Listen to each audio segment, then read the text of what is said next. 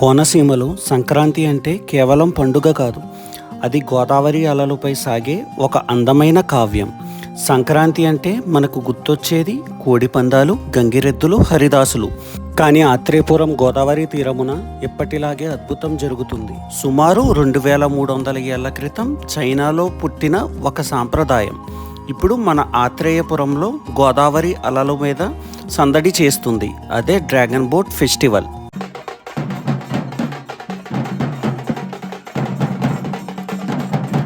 డప్పుల దరువులతో, జానపద వేషాలతో ఊరంతా కదిలొచ్చినట్లుంది. అందరికీ ఒక రాజుల కాలం నాటి స్వాగతం లభిస్తుంది. నిజంగా ఆత్రేయపురం వారి మర్యాదకి, ఆత్మీయతకి ఇదే నిదర్శనం.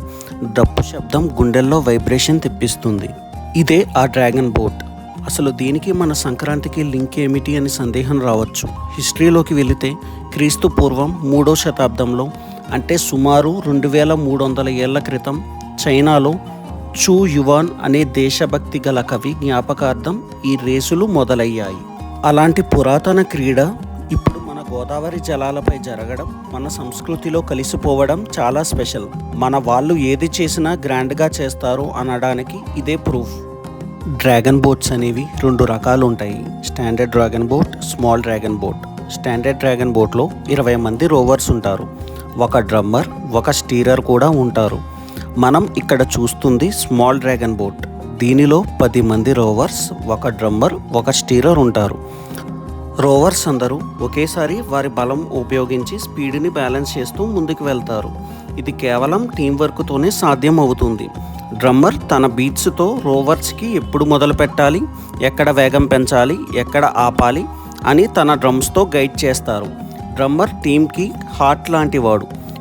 వెనుక తోక దగ్గర నిలుచున్నవారు స్టీరర్ అంటారు. అతడు బోట్ని సరైన మార్గంలో తీసుకువెళ్తాడు. ఇతర బోట్స్ని తప్పిస్తూ బోట్స్ని నడిపిస్తాడు. అవసరమైతే మలుపులు తిప్పుతూ గమ్యానికి చేరుస్తాడు. స్టీరర్ టీంకి బ్రెయిన్ లాంటివాడు. ఎంతైనా ఇది ఆత్రేయపురం కదా, పూతరేకులు తినకుండా వెళ్తే పాపం తగులుతుంది.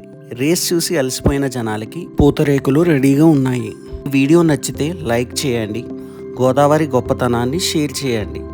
అందరికీ హ్యాపీ సంక్రాంతి.